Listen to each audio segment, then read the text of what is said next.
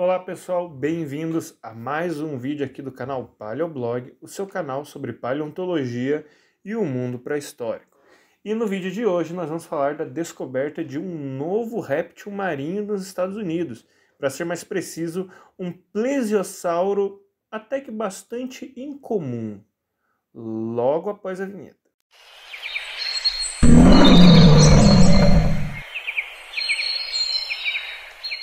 Bom, plesiosauros foram aí um grupo de répteis marinhos do grupo conhecido como Sauropterygia, que surgiram ali no finalzinho do período Triássico, se desenvolveram, se diversificaram durante o período Jurássico e foram extintos ali no final do período Cretáceo, há 66 milhões de anos atrás, junto com dinossauros e com pterossauros e outros aí grandes répteis do Mesozoico. E para saber mais aí sobre a origem desse e de outros grupos de répteis marinhos, eu recomendo aí que vocês assistam o nosso último episódio do Conversa Passada, que é o nosso podcast aqui do canal.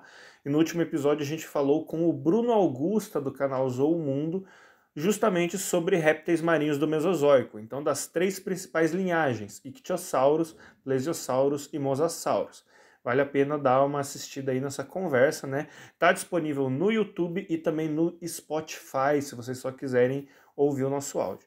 Beleza? Pois bem, os plesiosauros eles viviam principalmente nos oceanos, apesar de algumas espécies terem conquistado ambientes de água doce, né? Inclusive a gente teve uma descoberta recente esse ano, que eu acabei não falando por algumas questões, sobre um plesiosauro de água doce encontrados no Marrocos. Então existem aí alguns exemplos de plesiosauros de água doce também, não são apenas répteis marinhos, né? São répteis aquáticos. E esses répteis eles nadavam com uma técnica de nado chamada de voo submarino ou voo subaquático, que é uma estratégia que as tartarugas marinhas atuais utilizam para nadar, né? Então elas têm as suas patas transformadas em remos e elas batem, né, as suas patas como se fossem asas, né?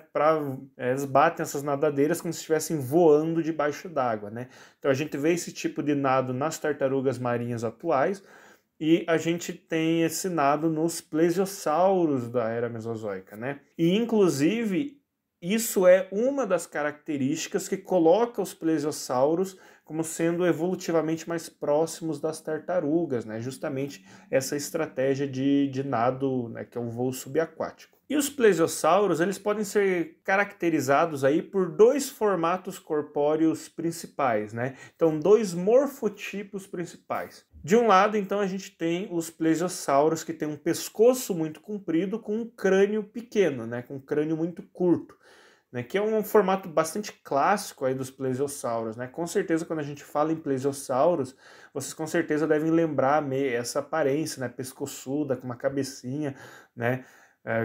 O monstro do Lago Ness às vezes é retratado aí como um plesiosauro, né? Então ele tem esse formato característico, apesar do monstro do Lago Ness nunca ter existido, gente. Desculpa estragar seu sonho. Mas enfim, um dos morfotipos principais dos plesiosauros é esse, pescoçudo com uma cabecinha. Mas também existem os plesiosauros que têm uma cabeça muito grande, mandíbulas muito alongadas, um focinho muito alongado e um pescoço muito curto. Então tem esses dois formatos corpóreos principais de plesiosauros, né? E, inclusive, bem antigamente, eles eram caracterizados, eles eram divididos em dois grupos justamente baseados nesses morfotipos. Então você tinha o grupo dos plesiosauros mesmo, que são os pescoçudos com uma cabecinha, e você teria o grupo dos pliosauros, que é o que tem uma cabeçona e um pescoço curto. Né? Então teria esses dois grupos principais. Essa divisão já não é mais aceita hoje em dia, porque tem, por exemplo, plesiosauros que desenvolveram pescoços curtos e pliosauros que desenvolveram pescoços compridos, né? Então essa divisão não é tão clara hoje em dia, né? Então essa divisão já não é mais aceita nos dias de hoje. E cada um desses planos corpóreos, ele reflete uma estratégia de alimentação diferenciada. Os plesiosauros com pescoço comprido e cabeça pequena, como por exemplo o famoso Elasmosaurus, eles possuem uma adaptação para a caça de pequenos e ágeis animais marinhos, né, tipo peixes e lulas. Isso acontece porque, por exemplo, no caso dos peixes, a principal defesa dos peixes contra predadores é a chamada linha lateral, que é literalmente uma linha sensorial que é localizada na parte lateral dos peixes. Então são uma linha com vários órgãos sensoriais que estão dispostos na lateral do peixe, e essa linha lateral ela detecta deslocamento de água, né? Então ela consegue perceber se tem algo se movendo na água perto desse peixe. Por isso que se você já mergulhou, ou se você já mergulhou e tentou pegar um peixe debaixo d'água, você vê que ele percebe sua presença e consegue fugir. Ou você vê o quão difícil, por exemplo, é pegar um peixe e você estando fora d'água e tentar pegar ele dentro d'água, né? É bastante complicado, justamente por causa desse sistema de defesa da linha lateral. E o que acontece? Um animal grande como um plesiosauro, ele desloca bastante água, então ele seria facilmente percebido, a sua aproximação seria facilmente percebida pelos peixes. Porém, ele tendo um pescoço muito comprido e uma cabeça pequena, significa que quando a boca do plesiosauro estivesse se aproximando do peixe, né, que é o peixe, quando a boca do plesiosauro estivesse se aproximando do peixe, a quantidade de água que aquela cabeça pequena e aquele pescoço comprido está deslocando é menor que a quantidade de água que o corpo dele está deslocando.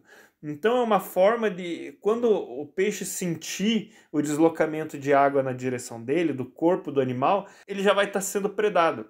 O deslocamento de água de uma cabeça pequena num pescoço comprido é muito menor, então o peixe percebe com a aproximação de algo menor. Então tem dificuldades ali de entender o que está acontecendo. Então é uma adaptação evolutiva para esse tipo de predação. Uma outra adaptação semelhante de caça é desenvolver um focinho muito comprido e fino, como por exemplo é o caso dos gaviais, né? Os gaviais eles são crocodilianos piscívoros, então que se alimentam exclusivamente de peixes, e os gaviais eles possuem um focinho muito comprido e muito fino, pela mesma estratégia. É um focinho que desloca pouca água quando vai em direção ao peixe, então ele tem mais chances de capturar o peixe do que se ele tivesse uma cabeçona, sabe, que desloca mais água, então é mais fácil do peixe perceber.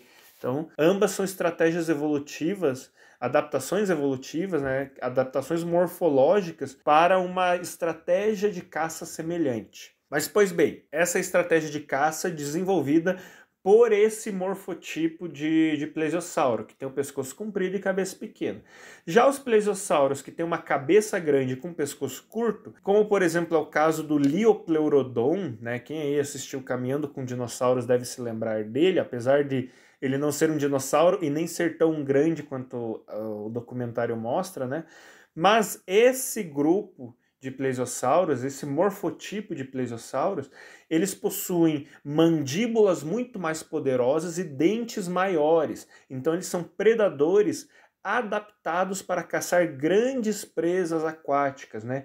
E eles deveriam desempenhar aí mais ou menos o mesmo papel que os mosassauros iriam desempenhar ali no final do período Cretáceo, né? Então eles deviam ocupar um nicho bastante semelhante nesse quesito. Então, como podemos ver, né, esses dois morfotipos, eles possuem estratégias de caça diferenciadas. E agora que eu já dei aí essa breve contextualização sobre os plesiosauros, a gente pode falar finalmente sobre a nova descoberta. O novo plesiosauro descoberto ele foi revelado em um artigo de Parsons e colaboradores, publicado no dia 26 de setembro. O novo animal é um plesiosauro da família Polycotylidae e foi chamado de Nossa, que não vamos pegar. Serpentissucopis pifisteri. O nome tá aí na tela, gente, mas enfim, esse nomezinho não é nem um nome muito grande, é só um nome complicado mesmo de pronunciar. O seu nome genérico, então, significa serpente com rosto de crocodilo, né? E eu já vou falar ali mais adiante o porquê. Enquanto seu epíteto específico é uma homenagem a Ana Pfister, acho que o P é mudo, né? Anna Pfister, dona das terras ali onde o fóssil foi descoberto. Os fósseis, então, do Serpentisucops, eles foram descobertos em 1995 na formação geológica Pierre Shale, no estado de Wyoming, nos Estados Unidos. E datam ali por volta de 70 ou 69 milhões de anos atrás, que é ali da época maastrichtiana do período Cretáceo. Então ali bem no finalzinho do período Cretáceo. E os fósseis desse animal, eles estavam até que bem completos. A gente tem aí um pescoço bastante completinho, praticamente completo, né? Bem articulado, tem boa parte da coluna e das vértebras da cauda, boa parte do crânio, uns ossos ali da perna, do pubis, então é um esqueleto bastante impressionante, assim, é muito interessante, então é um fóssil muito legal de plesiosauro. E a característica assim, mais curiosa do Serpentisuchus é que não só ele tinha um pescoço bastante comprido, mas ele também tinha um focinho alongado. Geralmente nos plesiosauros desse morfotipo, o crânio ele é bem curto, né? Mas nesse caso não. Lembra que eu falei que o nome dele significa serpente com cabeça de crocodilo? Então, é justamente por isso, por ele ter um pescoço longo, né, um corpo alongado e um crânio alongado também. E isso torna dele um plesiosauro bastante incomum, se a gente for levar em conta. E essas características, o pescoço e o focinho longos, eles são aí claramente especializações para a captura de peixes e de outros pequenos e ágeis animais marinhos, né? É uma especialização em cima da especialização, né? É algo muito curioso. E o pescoço do Serpentisuchus também aparentava aí ser bastante flexível e poderia ajudar ele aí na captura de presas com ataques laterais. Então, muito curioso. Quanto ao tamanho, o Serpentisuchus era também assim um plesiosauro de tamanho médio, que devia medir por volta de 7 metros de comprimento. Então é isso, galera. Essa é a notícia que eu queria compartilhar com vocês. Foi uma notícia bem curtinha, mas é que eu queria falar bastante, eu queria falar um pouco sobre o Serpentisuchus e também para fazer uma propaganda para o nosso último episódio aí do Conversa Passada. De novo, recomendo demais que vocês vão assistir o programa sobre répteis marinhos ali, vale demais a pena, a conversa estava muito legal, tirou-se muitas dúvidas, né?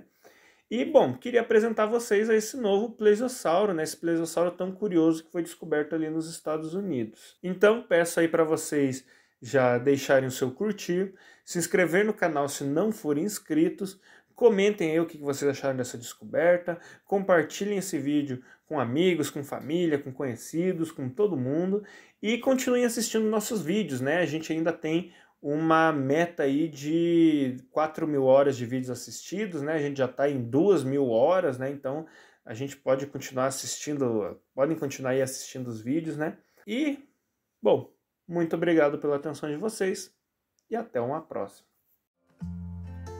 Muito obrigado por ter assistido esse vídeo até aqui. Se gostou, peço que deixe seu gostei aí embaixo e que compartilhe com os amigos. E se sinta livre para deixar seu comentário, dúvida, sugestão ou correção aí na seção de comentários. Também não deixe de nos seguir nas redes sociais e de acessar o nosso blog para ler mais matérias e notícias sobre a paleontologia. E se estiver gostando de nosso trabalho de divulgação científica, considere se tornar um apoiador. O Paleoblog se mantém graças ao apoio do público, então, se quiser que continuemos com o nosso trabalho de divulgação científica, considere contribuir com qualquer valor através da chave Pix que está aparecendo aí na tela, paleoblogbr@gmail.com. Muito obrigado e até um próximo vídeo.